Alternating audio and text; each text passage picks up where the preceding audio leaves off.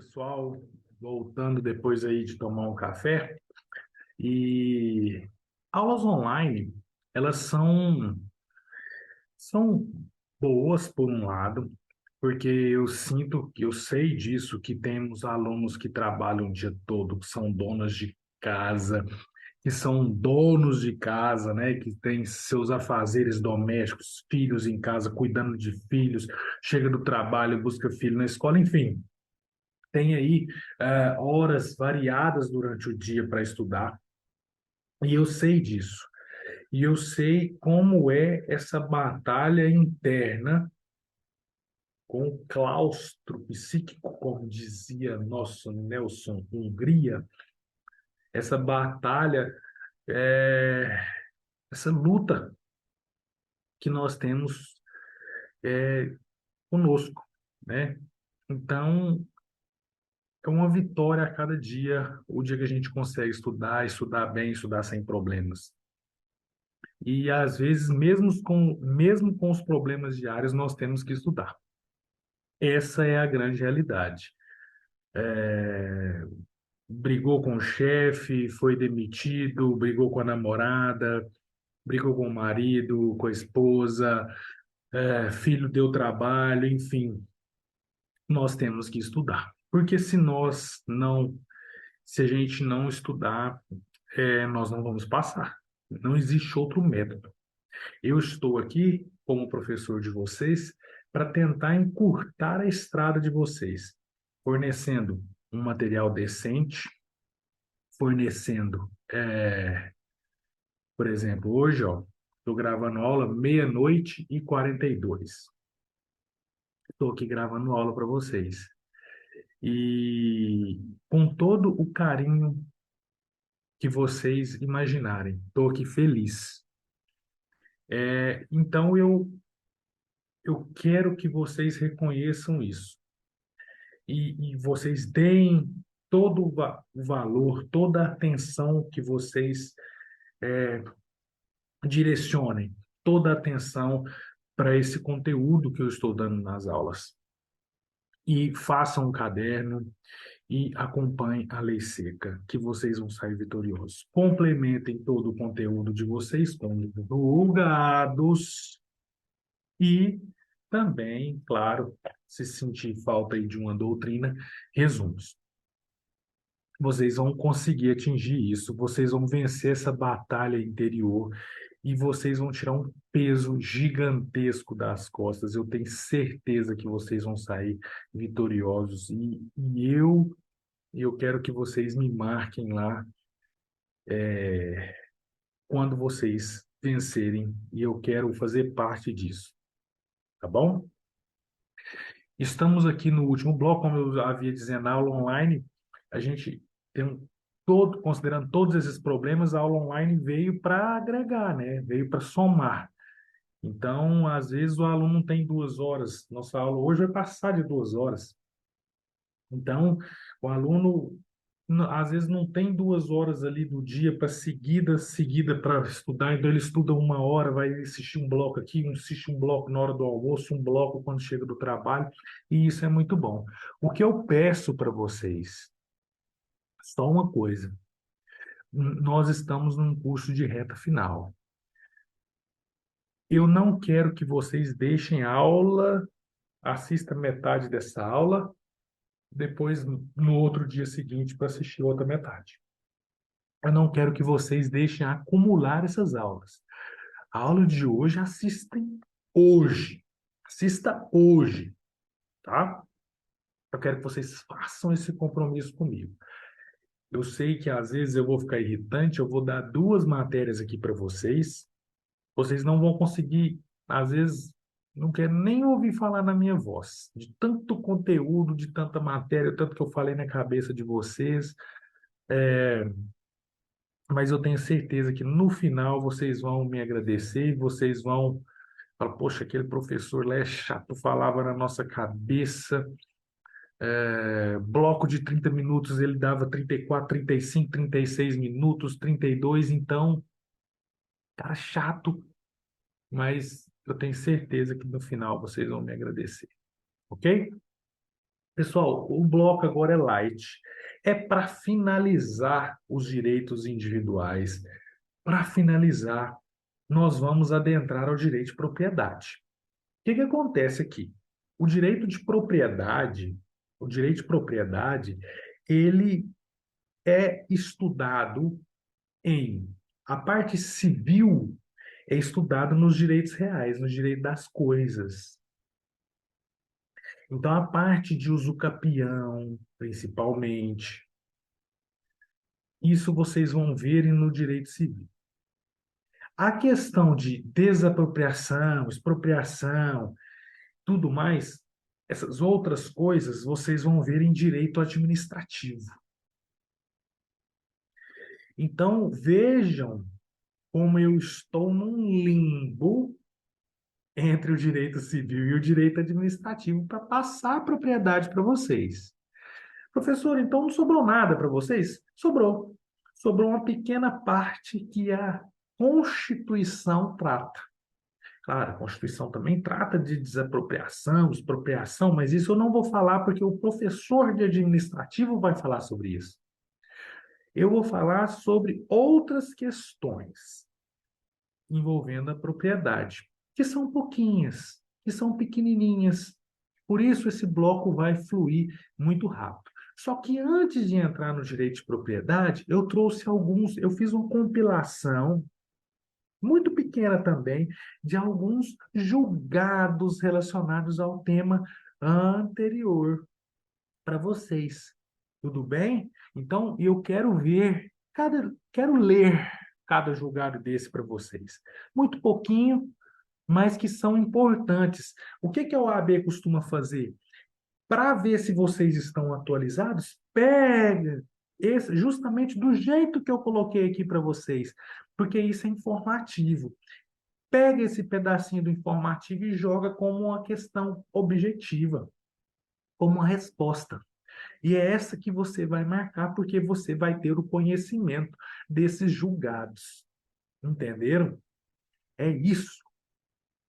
Vamos lá? Deixa eu passar esses julgados para vocês. Vamos lá. Primeiro julgado. Biografia. Eu já comentei com vocês isso aí, voltei a falar. A pessoa biografada não precisa dar autorização para o autor.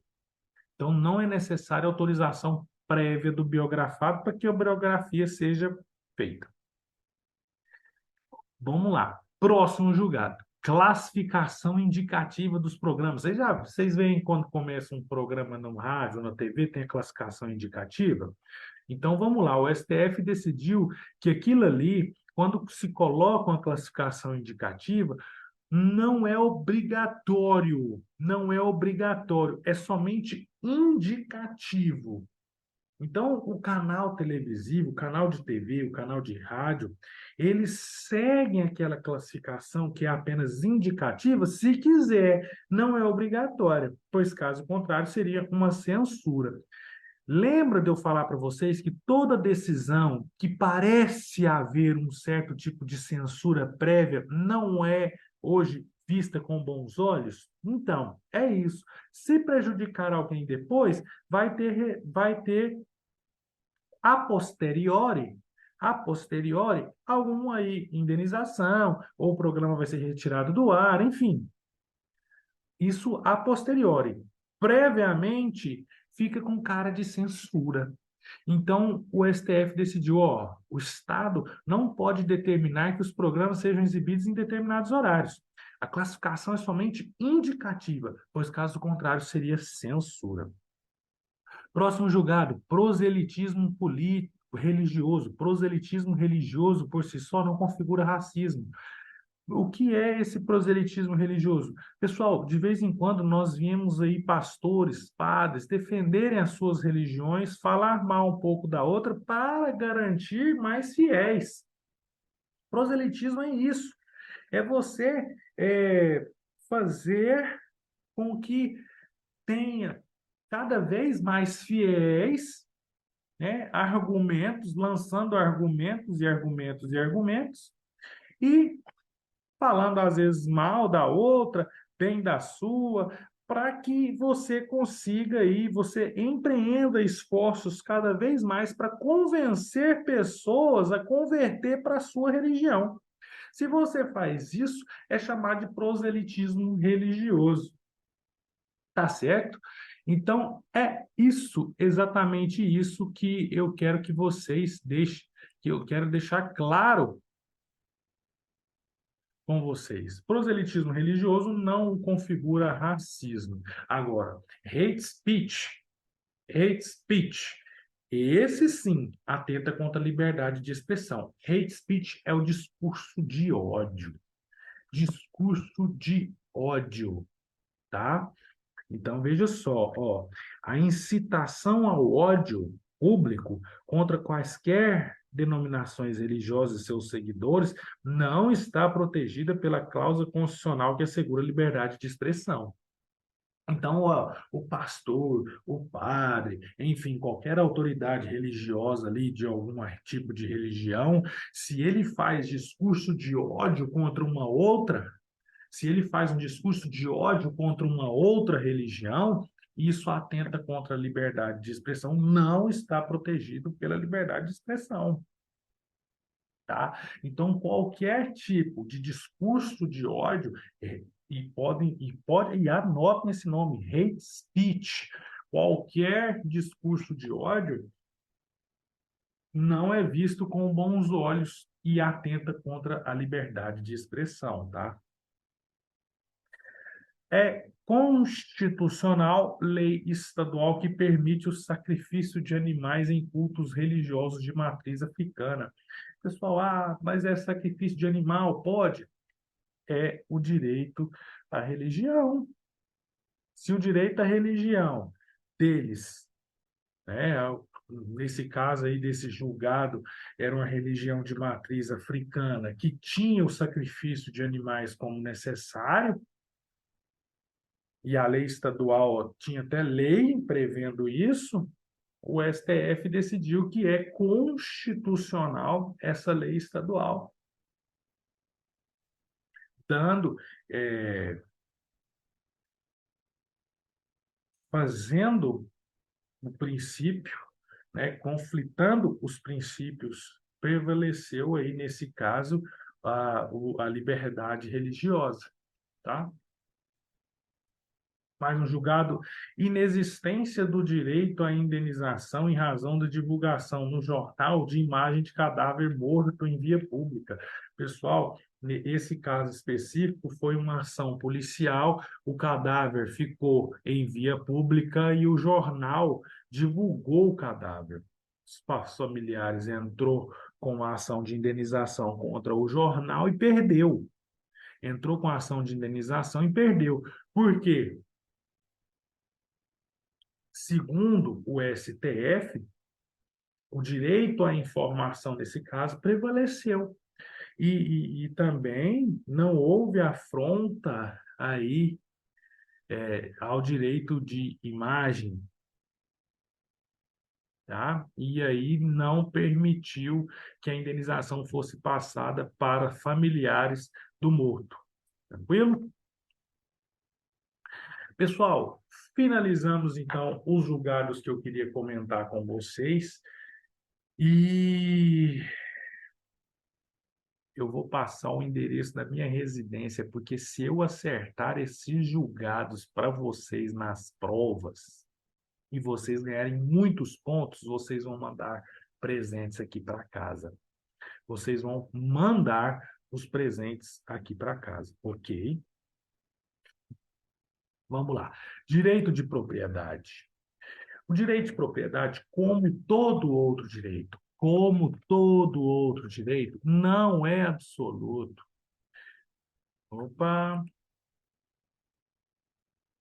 Direito de propriedade, como todo outro direito, não é absoluto. Não é absoluto. A própria Constituição relativiza o direito de propriedades em alguns artigos da Constituição. Eu deixei aqui esses artigos nesse slide para vocês lerem depois. Mas a própria Constituição relativiza. Como, por exemplo, as desapropriações, a expropriação, quando não segue a função social. Enfim, a própria Constituição relativiza esse direito de propriedade. Então, você já vê, pela leitura de alguns artigos em conjunto, né, essa interpretação que deve fazer sistemática da Constituição, você fazendo essa interpretação sistemática, você já vê que o direito de propriedade não é um direito absoluto, assim como todo outro, que ele é relativizado pela própria Constituição.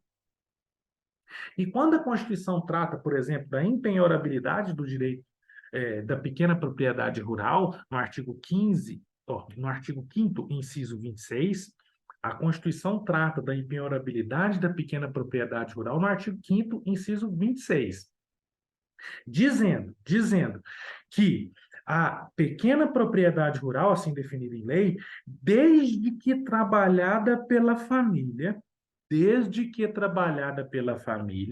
não será objeto de penhora para pagamento de débitos decorrentes de sua atividade produtiva, dispondo a lei sobre os meios de financiar seu desenvolvimento. Olha o que o artigo, vejam, prestem muita atenção, porque o artigo da Constituição diz que a pequena propriedade rural tem que ser trabalhada pela família e os débitos têm que ser decorrentes da sua atividade produtiva. Só que, recentemente, o STF diz que esse débito não precisa ser decorrente da atividade produtiva, que pode ser qualquer débito. Então, se cair na prova que pode ser qualquer débito, porque o STF, fazendo uma interpretação desse artigo, disse: olha o julgado do STF, a impenhorabilidade da pequena propriedade rural não exige que o débito seja oriundo da atividade produtiva.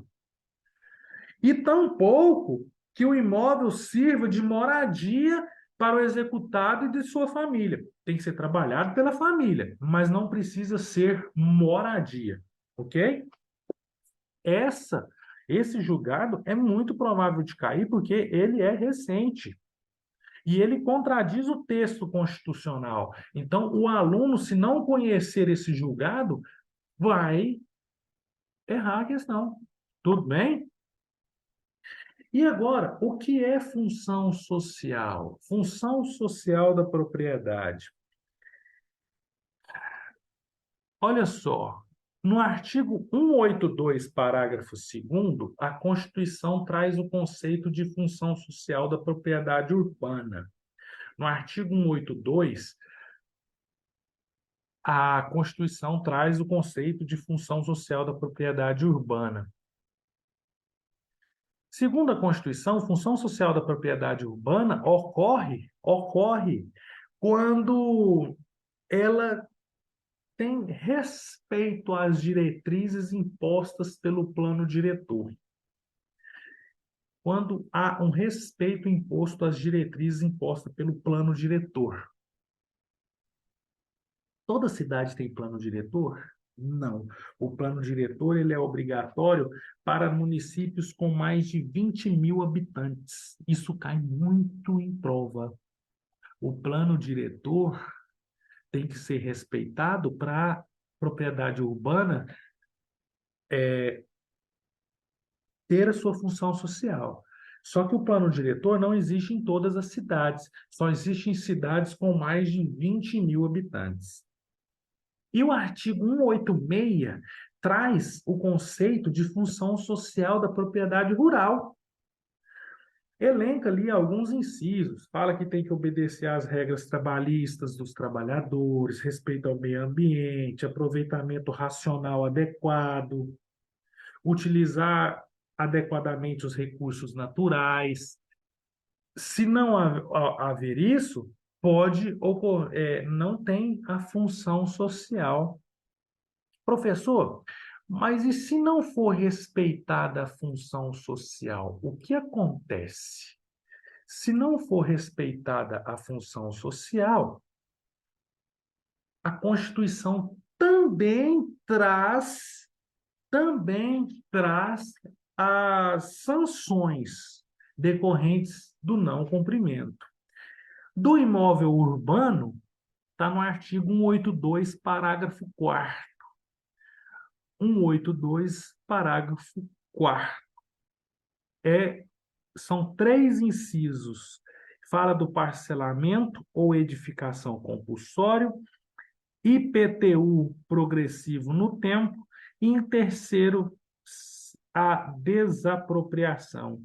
Em terceiro, a desapropriação. Depois vocês vão ler esses artigos, porque agora eu só quero citar para vocês. Fora que no direito administrativo, vocês vão ver isso novamente ao estudar desapropriação, porque a desapropriação, se não segue a propriedade, se não segue a função social, vai ser desapropriada como sanção, tá? Desapropriação, sanção. Então, vocês vão estudar desapropriação, sanção no direito administrativo. Aqui eu só estou fazendo para vocês situarem a matéria. Para a gente finalizar os direitos individuais, que eu citei lá no começo da aula, aqui vocês vão para finalizar o nosso conteúdo, ok? E a sanção pelo não cumprimento da função social quando a propriedade for rural. Está lá no artigo 184. Está lá no artigo 184. Também vai haver uma desapropriação, desta vez para reforma agrária. Reforma agrária. Tudo bem? Também é uma espécie de desapropriação que vocês vão estudar em direito administrativo, mas anotem os artigos porque vocês vão fazer a leitura. Todos os artigos que eu disser para vocês, vocês vão circular, vocês vão pegar o vadimeco de vocês e circular esses artigos, porque vocês vão ler, reler e vão decorar esses artigos. Professor, mas decorar? Sim, vai decorar. Esse papinho, deixa eu contar uma coisa para vocês aqui. Esse papo de que vocês devem aprender em vez de decorar, isso é papo, isso é conversa para boi dormir. Vocês precisam decorar. Quanto mais vocês, hoje concurso público e prova da OAB, passa em decora mais. Então vocês vão ler, reler, reler, reler e decorar. Claro que vocês vão ter que entender que se você entende o artigo, você decora mais fácil. Porque hoje as provas vêm com um item e mudam uma vírgula, mudam uma palavra. Tudo bem. Vocês vão, às vezes, não acreditar em mim, no que eu estou dizendo. Mas quem prestou a prova mais de uma vez sabe disso, que muitas vezes é decoreba. Ah, quem decorou mais é melhor, professor? Não, não é melhor. Jamais. Prova hoje, concurso público, OAB, acredito que não mede conhecimento para que você exerça e seja um profissional bom e exerça uma advocacia. Que tenha um caminho brilhante na advocacia. Não, não é isso. Mas a minha função aqui é fazer com que vocês passem. E não adianta eu chegar aqui e falar, oh, pessoal, lê aí, entende. Não. Vocês precisam ler várias vezes e decorar o artigo. Então, os artigos que eu cito aqui, vocês veem que eu cito, às vezes, poucos artigos. Mas os artigos que eu cito é o que vocês precisam decorar. Esses vocês precisam decorar mesmo. Tá certo? Então, esses aqui são artigos que vocês vão ler depois e vão decorar. Beleza? Para finalizar a nossa aula, chegamos ao fim da nossa aula. Só quero trazer um item e trazer uma comparação, uma tabela comparativa, e vocês depois vão imprimir essa tabela comparativa que eu fiz com muito carinho. Inclusive, fiz ela há uns 30 minutos atrás, tá? Olha só, pessoal. Vejam bem. Existe um instituto na Constituição que chama requisição. Requisição. Em caso de iminente perigo público, se a autoridade sentir necessário, pode usar de bens, poderá usar a propriedade alheia, fazer uso dela, fazer uso da propriedade alheia, no caso de iminente perigo público, somente indenizando se houver dano. Eu não preciso indenizar antes, não é uma desapropriação. A desapropriação eu preciso pagar previamente para para eu imita na posse. Só que na requisição, eu uso o bem, em caso de iminente perigo público, eu uso o bem, a propriedade alheia, e só pago se houver dano. Eu só pago se houver dano. Certo, pessoal? Então, vamos lá. Olha o que fala o artigo da Constituição e depois prestem atenção na tabela. No caso de iminente perigo público, olha o que eu disse. A autoridade competente poderá usar a propriedade. Usar. Não é não, o órgão público não vai tornar-se dono, ele vai apenas usar e devolver o bem. Usar e devolver o bem. Essa é uma pegadinha. Então, em caso de iminente perigo público, a autoridade poderá usar a propriedade particular, assegurar ao proprietário indenização ulterior, se houver dano. Se houver dano. Não há transferência de propriedade. Anotem, na requisição não há transferência de propriedade. Essa propriedade, ela é utilizada temporariamente enquanto houver um iminente perigo. Enquanto houver um iminente perigo ou enquanto a autoridade ver necessidade, mas o perigo tem que estar ali, demonstrado, tá bom? Vejam essa tabela que eu preparei com muito carinho para vocês. Olha só a diferença entre desapropriação, que é um tema que nós não vamos ver aqui, nós vamos ver em direito administrativo, certo? Nós vamos ver em direito administrativo. Diferença de desapropriação e requisição. Ó, na desapropriação, a desapropriação é de bens. Desapropriação é de bens. E transfere a propriedade. Transfere a propriedade. Porque o órgão público, o poder executivo, por exemplo, ou outros poderes também, né, tem necessidades permanentes de adquirir essa propriedade. E essa aquisição pode vir por acordo com o proprietário, ou se o proprietário não ficar satisfeito com a indenização, pode haver um processo judicial. E essa indenização tem que ser justa, prévia e, em regra, em dinheiro. Por que em regra, professor? Porque existem exceções que vocês vão estudar em direito administrativo. A desapropriação sanção, se não for cumprida a função social da propriedade urbana, é em títulos da dívida pública. Isso está na Constituição, nos artigos que eu pedi para vocês lerem e que vocês vão ler. Agora, a requisição, eu disse para vocês, com a leitura do artigo, vocês vão ver que vocês podem requisitar bens ou serviços. Apenas usar a propriedade, não se transfere a propriedade. As necessidades são transitórias e urgentes, em caso de iminente perigo público, e vai ser usada os bens ou os serviços até o perigo público sumir. Precisa de acordo, decisão judicial? Não, é a autoexecutoriedade da administração pública. É a autoexecutoriedade da administração pública. Vai chegar e falar, proprietário, tchau, deixa eu usar isso aí. E a indenização, ela é posterior somente em caso de dano. E olha que observação, ela é sempre em dinheiro. Sempre em dinheiro, no caso de requisição.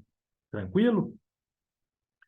Pessoal, eu gostaria de agradecer que vocês ficaram comigo até esse momento. Se chegaram aqui, vocês já são vencedores. Nós terminamos a nossa primeira aula. Vamos ter ainda mais 7 encontros de direito constitucional. Vai ser muita matéria de direito constitucional para vocês. que vocês façam um caderno decente, não peguem só os slides, que vocês vão ver aí que às vezes vocês vão pegar os slides, vão imprimir os slides, vão salvar esses slides, e aí vocês vão sentir às vezes de falta do que eu disse. Eu não disse, eu não estou aqui somente para ler slide. Eu disse muito mais do que simplesmente o que está contido nos slides. Então, não confiem só nos slides, copiem tudo, tá bom? Se possível, veja as aulas novamente, para não perder nenhum detalhe. E como eu disse no início do bloco, o meu Instagram está à disposição para vocês me mandarem questionamentos, dúvidas, meu e-mail e feedback das aulas, porque a minha preocupação aqui é com vocês, ok? Então, até lá, até a nossa próxima aula. Na nossa próxima aula, nós já entramos em direitos sociais. Já chego falando sobre direitos sociais, beleza? Abraço.